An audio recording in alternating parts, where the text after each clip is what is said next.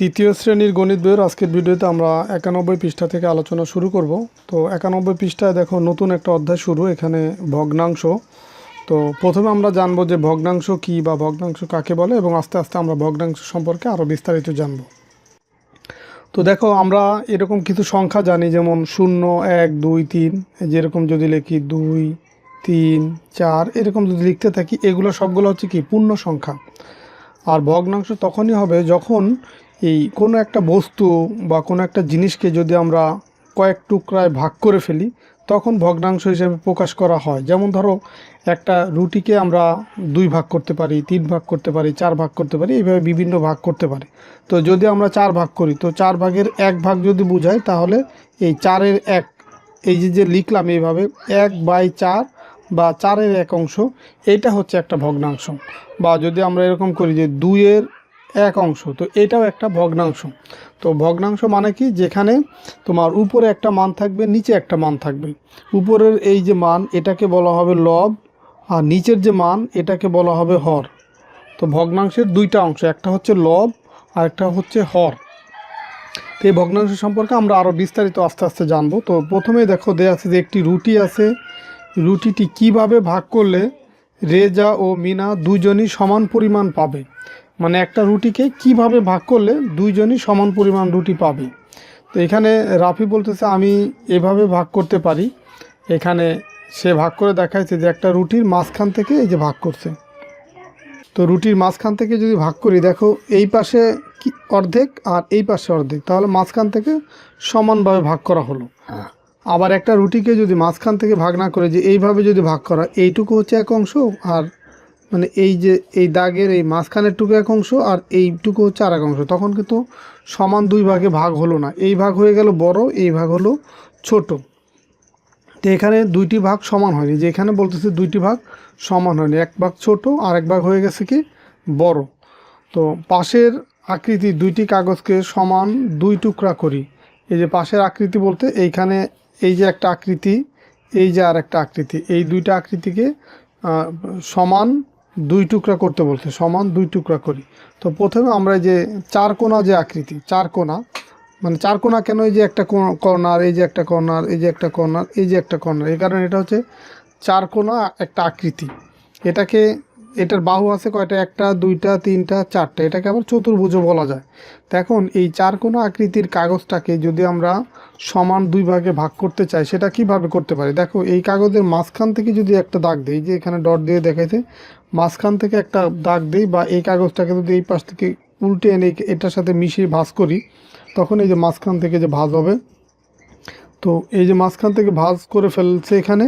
তো এখানে 2 টুকরা আছে, একটার উপর আর একটা। তো এই যে আলাদা করলে দেখো এই যে একটা টুকরা, আবার এই যে তার নিচে আর একটা টুকরা, 2 টুকরা কাগজ, এটা হচ্ছে সমান 2 ভাগে ভাগ হয়েছে। আবার এই টানটা আমরা তো এইভাবে না দিয়ে এইভাবে যদি ভাঁজ করি, তাহলে উপরে একটা টুকরা, নিচে আর একটা টুকরা, সমান 2 টুকরা হয়।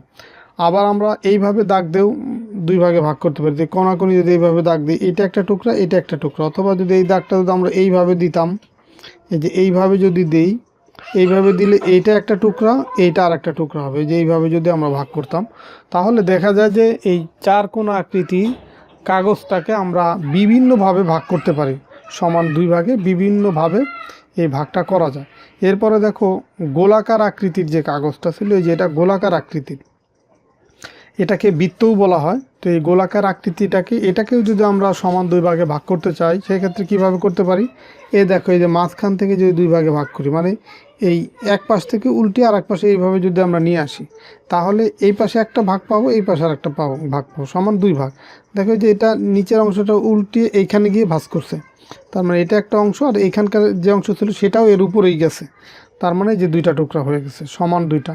আবার এই ভাঁজটা যদি আমরা এইখান থেকে এই পাশে এসে মিলিয়ে করি, তার মানে মাঝখান থেকে একটা দাগ দিই, এইখানে প্রথমে এক টুকরা তো আছে, আবার এই টুকরা ঘুরিয়ে এনে যে ভাঁজ করলাম, এই টুকরাটা এটার উপরে পড়ছে, যে এখানে 2 টুকরা আছে। তাহলে দেখো এই যে একটা টুকরা, এই যে একটা টুকরা, তো সমান 2 টুকরা। তো আমরা এই বৃত্ত আকৃতির কাগজটা বা গোলাকার আকৃতির কাগজটা, এটাকেও তাহলে আমরা এইভাবে 2 ভাগে ভাগ করতে পারি, 2 ভাবে। এরপরে দেখো 92 পৃষ্ঠায় একটি কাগজের ফিতাকে সমান 2 ভাগে ভাগ করি। কাগজের ফিতা বলতে যে এখান থেকে শুরু করে এই যে এই পর্যন্ত এইটা হচ্ছে একটা কাগজের ফিতা, একে সমান 2 ভাগে ভাগ করতে বলছে।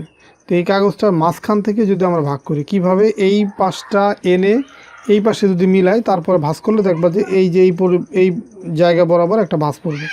তাহলে এইখানে এক টুকরা, আবার এই টুকরাটাও ঘুরে এসে এটার উপরেই পড়ছে, তার মানে 2 টুকরা ভাগ করে ফেলে এইটা একটা টুকরা এখানে আসছে, আর এই টুকরাটা এই যে, তাহলে এই যে সমান 2 ভাগে ভাগ করলাম। যখন আমরা একটি বস্তুকে সমান 2 অংশে ভাগ করি তখন প্রত্যেক অংশেরকে অর্ধেক বা 2 ভাগের 1 ভাগ বলি। এটা একটু খেয়াল করো যে যখন আমরা একটি বস্তুকে সমান 2 অংশে ভাগ করি, এখানে যেমন সমান 2 অংশ, এটা একটা অংশ প্রথম অংশ, এটা হচ্ছে দ্বিতীয় অংশ, তো 2 অংশে ভাগ করি তখন প্রত্যেক অংশকে অর্ধেক বা 2 ভাগের 1 ভাগ বলো। মানে এটা হচ্ছে মোট যে ফিতা, এই ফিতাটাকে 2 ভাগ করা হয়েছে, তো 2 ভাগের 1 অংশ হচ্ছে এইটা, আর একটা অংশ হচ্ছে এইটা, মানে দ্বিতীয় অংশ হচ্ছে এইটা। তাহলে মোট ভাগ সংখ্যা কত? 2। সেই 2 হচ্ছে নিচে লেখছে, আর 2 ভাগের কত ভাগ? 1 ভাগ, এই সেই 1 লেখছে উপরে। তো এটাকে বলা হয় অর্ধেক বা 2 ভাগের 1 ভাগ। এটাকে লেখা হয় 1/2, অর্ধেক বা 2 ভাগের 1 ভাগ, এইভাবে পড়া হয়। তো কোন টুকরাটি ক এর 2 ভাগের 1 ভাগ? দেখো এইখানে ক বলতে এইখান থেকে শুরু করে এই পর্যন্ত একটা টুকরা, তো এখানে বলছে যে 2 ভাগের 1 ভাগ কোন পর্যন্ত, মানে কোন টুকরাটি। এখানে দেখো এই প্রথমে এটা আছে, এই পুরা ফিতাটাকে 4 ভাগ করছে, 1 ভাগ, 2 ভাগ, 3 ভাগ, 4 ভাগ। আবার দেখো এই 4 ভাগের এই পরের যেটা, এটা বোঝাচ্ছে দেখো 1 ভাগ, 2 ভাগ, 3 ভাগ, তার মানে এটা হচ্ছে এই 4 ভাগের 3 ভাগ। এটা দ্বারা বোঝাচ্ছে কি 4 ভাগের 3 ভাগ।